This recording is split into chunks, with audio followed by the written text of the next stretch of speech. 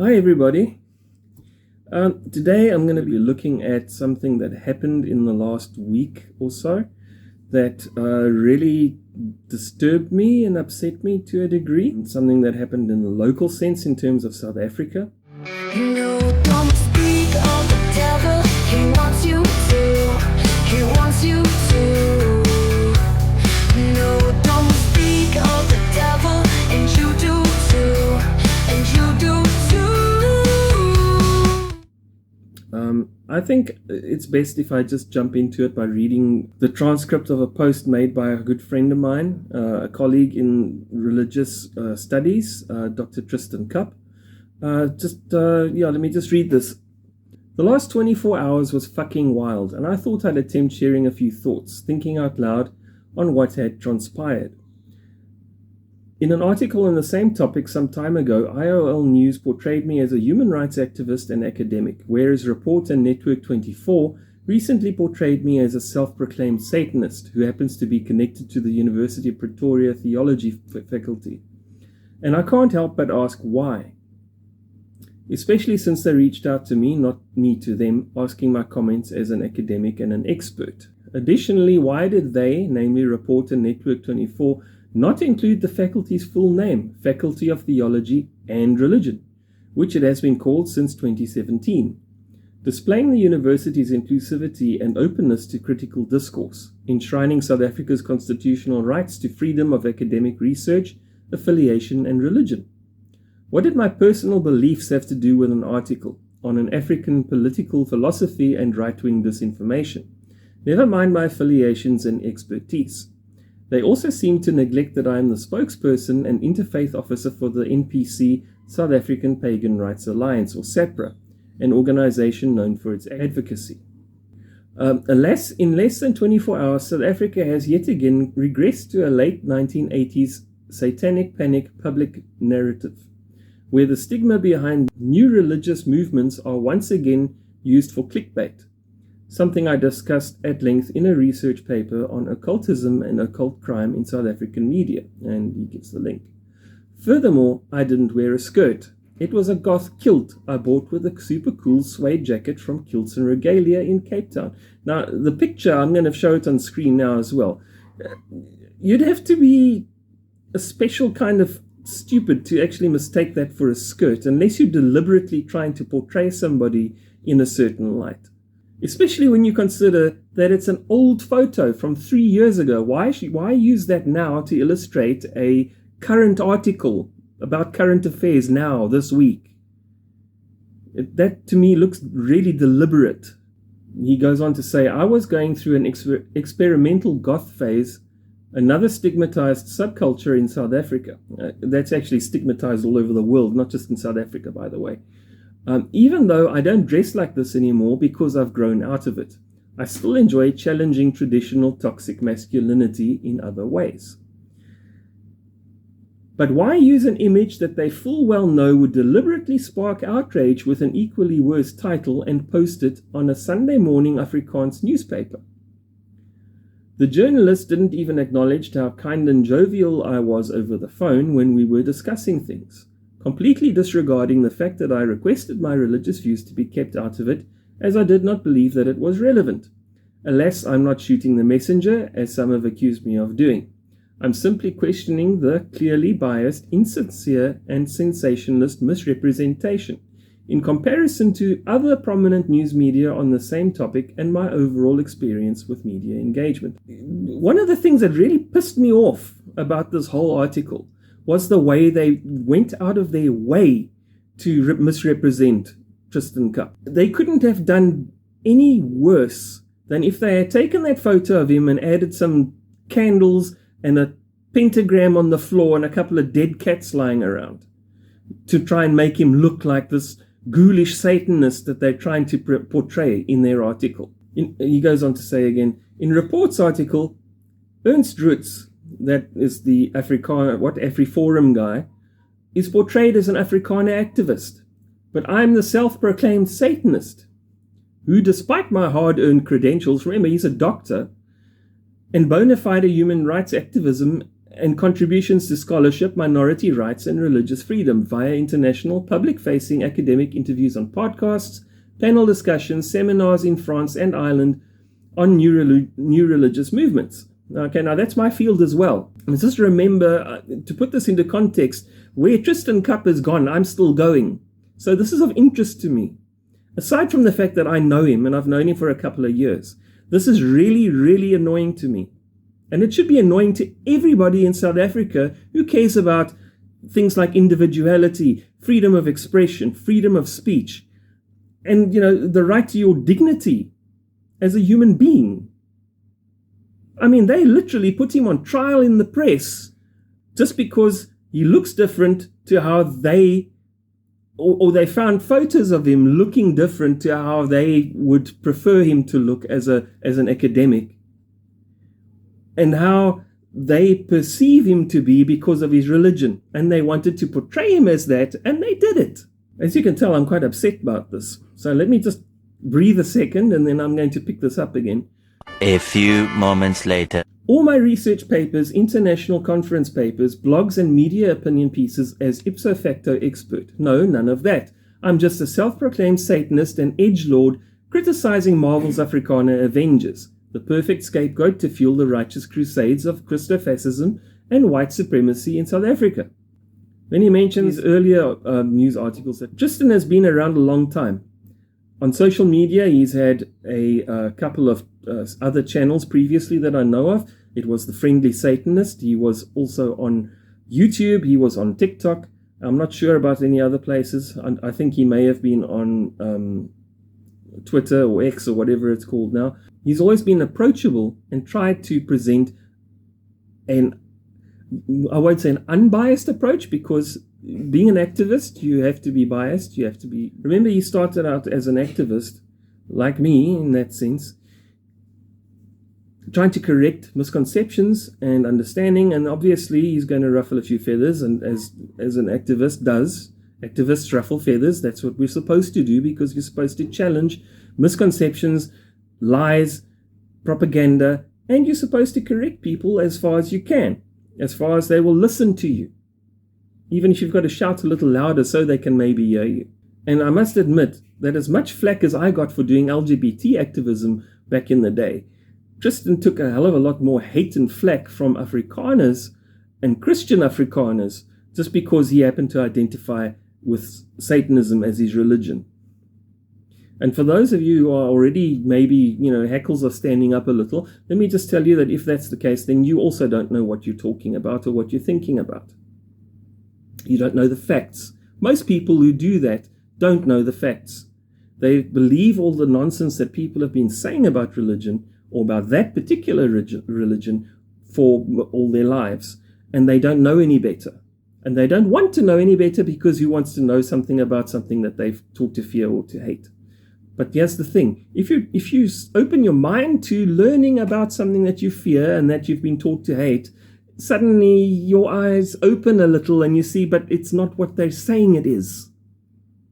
Why must I hate it? Why must I fear it? Because I understand it.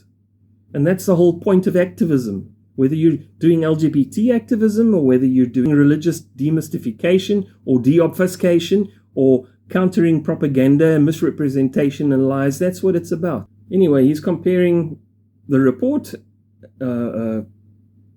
article that I'll put on the screen a few times. He says there's a striking resemblance to his original media coverage when he was stabbed 9 times. He was in hospital as a young man, and then he turned his back on Christianity, and he started looking for other alternative beliefs to find himself, like most young people do. And of course, the big hoo-ha about that was, he's turned to Satanism and he's now such an evil person. Now, to continue, he says, when you compare these stories to Rapport, there is a striking resemblance. I can see that. It's quite hysterical. It's sensationalist.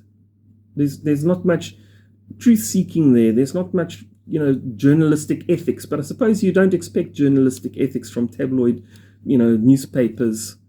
I use the word newspaper, more in the line of something you line the bottom of the birdcage with in an actual professional ethical newspaper.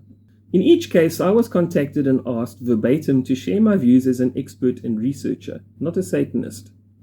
So I will go into the background of this Ernst Roets thing and why he was contacted just now, but I first wanted to get on with the article. And perhaps after that, then you will start to see why they portrayed him that way, why this is political, and why I say this is a deliberate hit piece on Tristan, and in fact on individuality in South Africa. Non-conformity, not being forced to fit into a cultural narrative. He says, but instead of being portrayed as the former, I was portrayed as the latter. In other words, he was portrayed as just the Satanist that happens to have a doctorate and works at the university, instead of being portrayed as an expert in his field, which he is. He's got the qualifications. He's therefore an expert, which, as he says, is to be expected from the Daily Mirror, but not a non-tabloid media house like Rapport. Well, I'm not so sure about that, especially given this, and especially given my previous experiences with the Rapport and News 24. But that's another story. It's not, part of this whole story, but that's just my personal experience and my personal views about that whole media house. But I digress, he says, as I often do. I am no expert in journalism nor news media, so I'll leave it at that. Okay, that's generous of him. So he says, nonetheless, I wish to once again make explicitly clear my views, my religious affiliations, and my personal raison d'etre. How do you like my French accent? Because I don't have one. Have nothing to do with my formal or informal personal affiliations or my research. If you want my perspective as an expert on a story requiring expertise, then cite me as an expert. If you want to cite me as a Satanist requiring a religionist perspective, then approach me as such. That's perfectly reasonable, isn't it? Then he goes on to just thank a lot of people for their support, and it's heartwarming to see that he did get a lot of support. Here's the article, this is a screenshot from a cell phone shared by Tristan and by several other people, actually, in our mutual circle, who were very angry about this whole. This was a smear job. It was an outright smear job. First of all, it's an old photo. They couldn't have taken a more recent photo from him on his Facebook profile, for example, or from his website. His formal website as a doctor of religious studies. They couldn't have taken one of those photos to use in this piece, or asked him for a photo.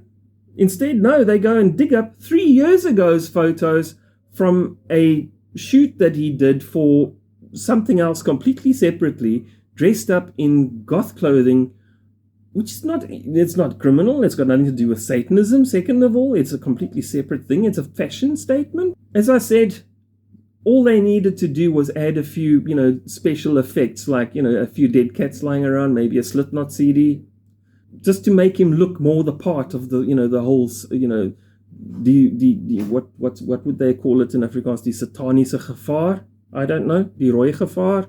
So I'm going to translate this for you based on, my knowledge of Afrikaans. At the bottom of this image, I highlighted it in yellow. Basically, they're saying a self-confessed Satanist connected to the theology faculty of the University of Pretoria, and then they go on to say what he said, which we'll cover in the article. But that's how they refer to him. His qualification, his actual background is not theology, it's religious studies. There's a difference. Theology is when you're working from within a religion. Religious studies is when you're working on the outside of the religion, looking into the religion. That's probably the simplest way I can explain it. And in contrast, underneath that, they describe Ernst Roets as a Afrikaner activist, which sounds a lot more respectable in the way they've put it than a self-confessed Satanist who happens to be, connected to the theology, faculty. Do you see what I'm trying to say? There's no journalistic integrity there. There's no objectivity at all. And again, they say Dr. Tristan Kapp put this photo of himself in a black dress and makeup in a graveyard on Instagram. That was from 3 years before, 3 years ago. They went looking to find a photo of him that would compromise his integrity in the way they portrayed him. That's deliberate misrepresentation. Of course, it's not illegal, I suppose, but it's definitely not ethical. In the next one, also the report, this is what set me off. This is what set me off. They showed that same photo, or the top of that same photo, where he's sitting there, laid back in the cemetery, and dressed up in his goth outfit. And underneath, they've got Ernst, Roets, and I'm not sure who the other guy is. I don't really care either. Standing there, dressed up like Sunday school teachers, all smiley and happy. What's not to like?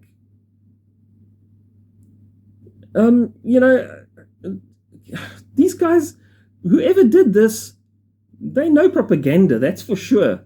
In English it says, a self-confessed Satanist connected to the theology faculty at the University of Pretoria. And then they go on to say how he criticized the very neatly dressed Sunday school teacher looking guy underneath as a racist, spreading disinformation. We will get into that article too, don't worry. I just wanted to address this whole hit piece part first, before I got to that. By comparison, this is the article that Tristan mentioned earlier on in his statement, how he compared the Rapport's articles that I've now shown you to the way he was portrayed in the IOL, or Independent Online article. Human rights activist and academic Dr. Tristan Kapp. And then it just goes on to say, dispelled Roets' claims, explaining, and then his explanation, etc. Right. Nothing sensational about that. Nothing controversial about that. It's about the topic, about Mr. Roets' statement and Dr. Tristan Kapp's statement. That's what it's supposed to be. Objective.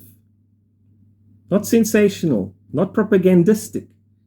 It's not supposed to make your mind up for you.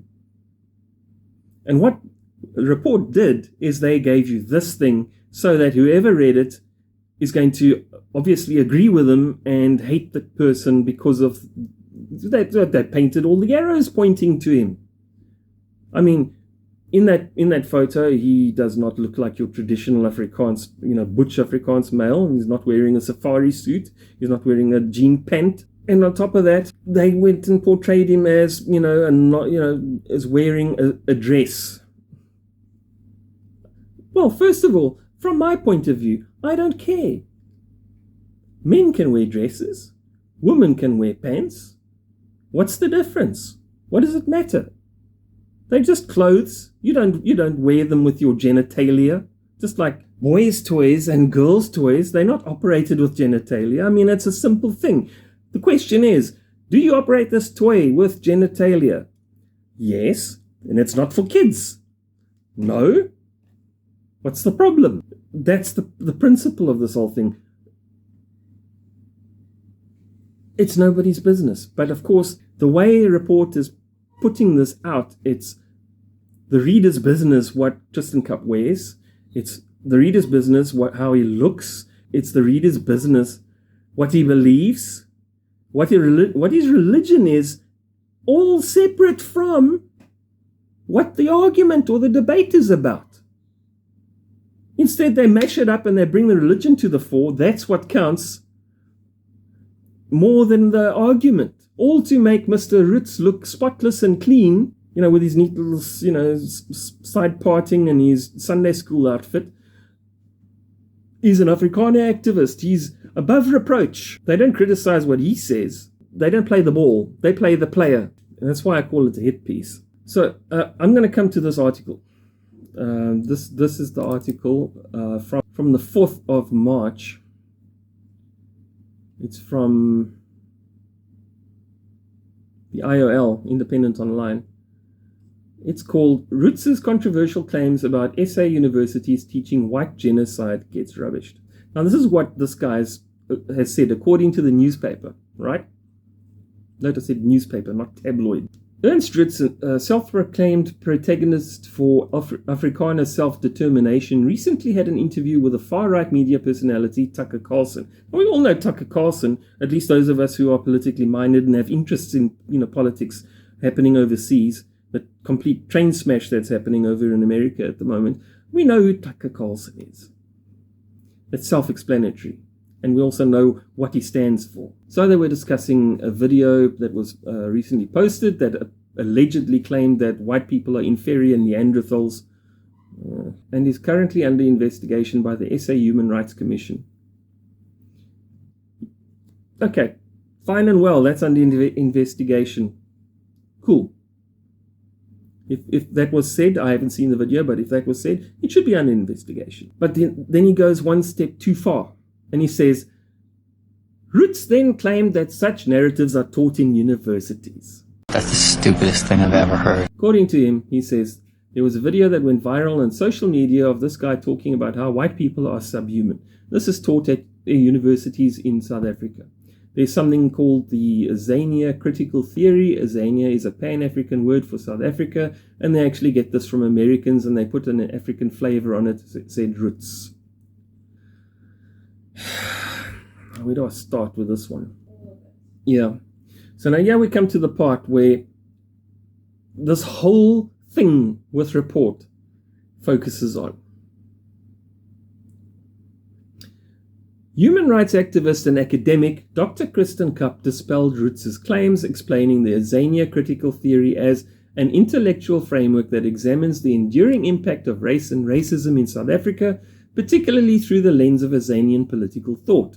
The Azanian perspective challenges the legitimacy of the post-1994 constitutional democracy, arguing that it fails to address the foundational injustices of colonialism and apartheid. Instead, Azanian thought advocates for a radical reimagining of the nation's identity and structures, emphasizing the need for decolonization and the affirmation of black consciousness. Kapp went on to say that the theory does not teach that white people are inferior to black people. Rather, it critiques South Africa's past and contemporary racial oppression systems. Roets also claimed that American intellectuals who have influenced this theory include Ta-Nehisi Coates, whom Carlson has been vocally critical of. So, of course, whoever Tucker Carlson is vocally critical of, then, of course, right-wingers will follow and be critical of anyway. He goes on to say, it essentially boils down to a theory that justifies the targeting and extermination of the white minority. Now, here we come to the part where he's pushing this whole narrative of the white genocide in South Africa, which has not happened and does not happen, and it's not true. They just haven't got the stats to prove it. Yes, there are white people that are suffering from crime, but it's not like they're being targeted specifically because they're white. Everyone in South Africa is suffering the effects of crime. It's not specific to white people, as they're claiming. He goes on to say there is an African term called Ubuntu, which means brotherliness or humanity. It's a Zulu term. The theory goes that white people are incapable of having Ubuntu, Roets added. Roets went on to say that because Ubuntu is the essence of being human, and those that don't have it are not human. The logical conclusion is that if you kill a white person, then you did not commit murder. This is not widely believed in South Africa, but is taught at universities, he claimed. What you just said is one of the most insanely idiotic things I have ever heard.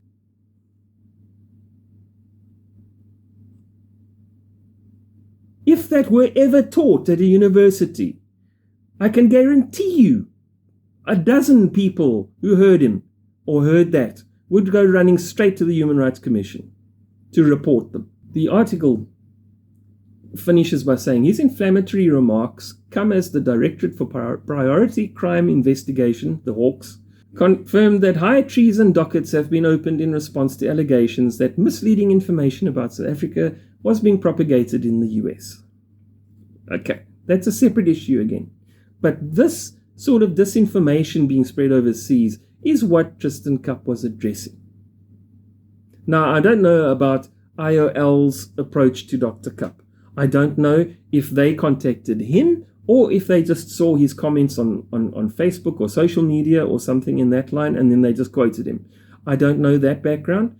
But what I can tell you is that is a much better, more representative, and more objective newspaper article. It gives both sides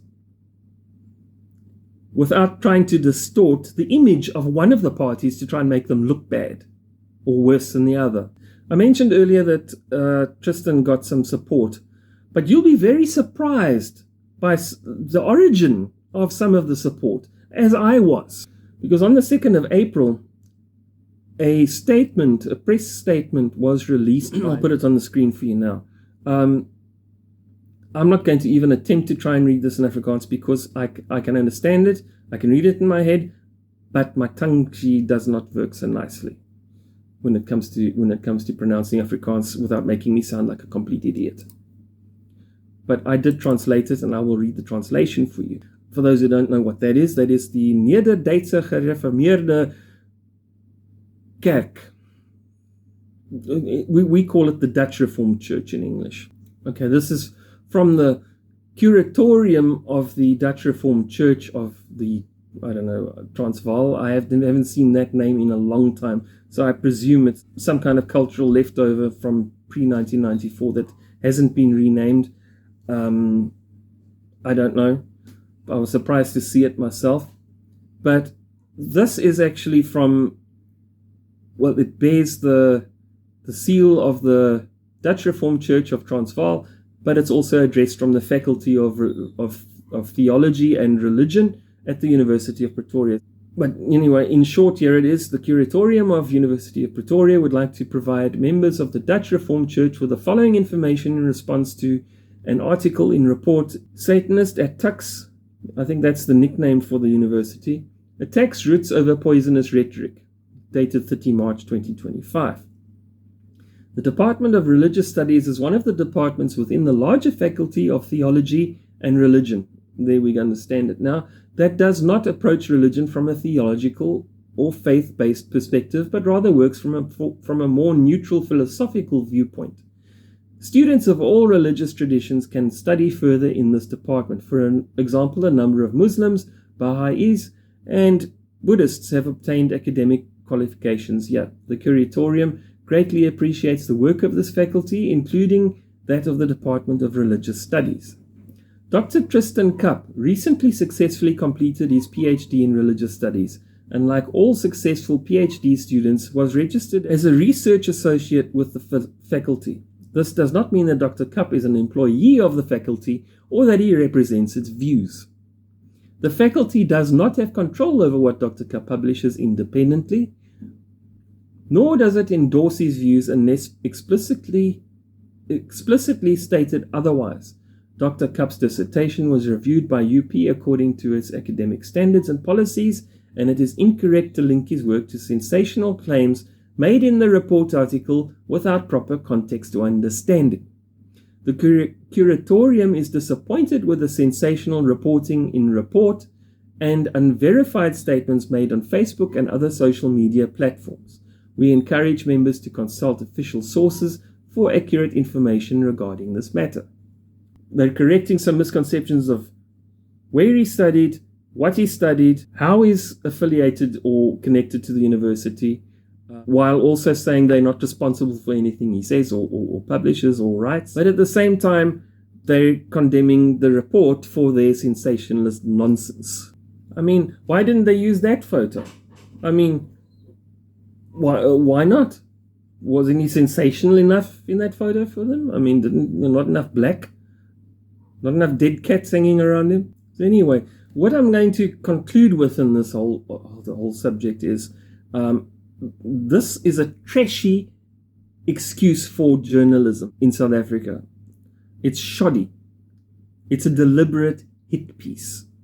This was a deliberate effort to undermine the worth and the credibility of someone who's an expert in their field. And what this shows me is that because of the way that they represented him or misrepresented him, he suffered a vicious amount of hostile attacks by people who read that article and were fooled by it because they weren't smart enough to tell that they're being dog whistled at. What it did was it demonstrated very well that specter of satanic ritual abuse hysteria, that satanic panic, moral panic nonsense is still lurking in our society in South Africa, just waiting for somebody to whistle loud enough and point, boldly enough at a target, and they'll, the minions will go and go running after the target.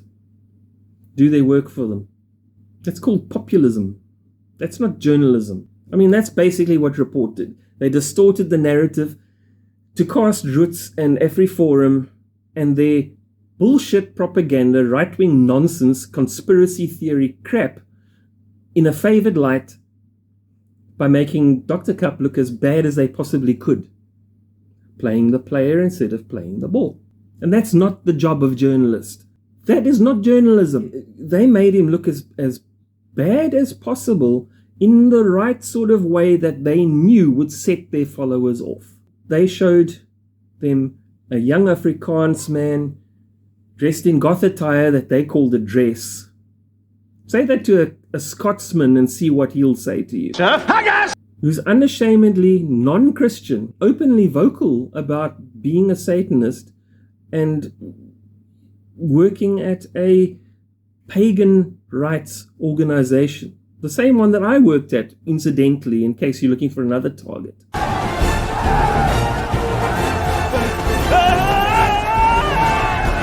And even worse, an Afrikaans man who's all of those things and criticizing an Afrikaner activist, spreading racist nonsense for his racist views and utterances. Maar ons kan dit nie toelaat nie.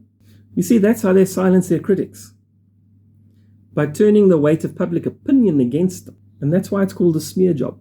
And you see, friends, that's why it's so important for people like us, for people like you and me, who frequently end up on the receiving end of Christian hate, racism, and other forms of ism and bigotry justified through some form of religion or other, to speak out against this sort of basement level, idiotic, slanderous bullshit and to nip it in the bud.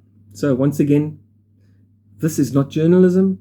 Nowhere do I see any sign of journalistic integrity or ethics displayed in this mindless, hysterical trash. It's a blatant hit piece. The hacks working for the Rapport are proof that journalists should have licenses to work. Just like doctors and lawyers. Because just like them, if they fuck up, people can die. Well, on this very negative and serious note, I wish you all a good night.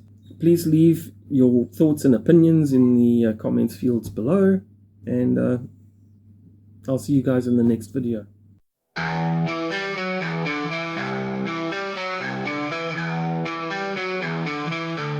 No, don't speak of the devil. He wants you to.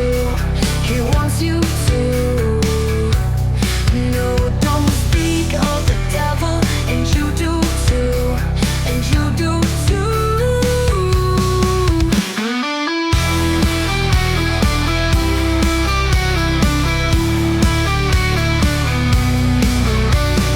No, don't speak of the devil. He's waiting for you. He's waiting for you. No, don't speak of the devil, and you are too. And you are too. You know it's true. Tick tock, time flies fast. Tick tock, nothing lasts. No, don't speak of the devil. He's calling to you. He's calling to you. No, don't speak of the devil. You know what to do.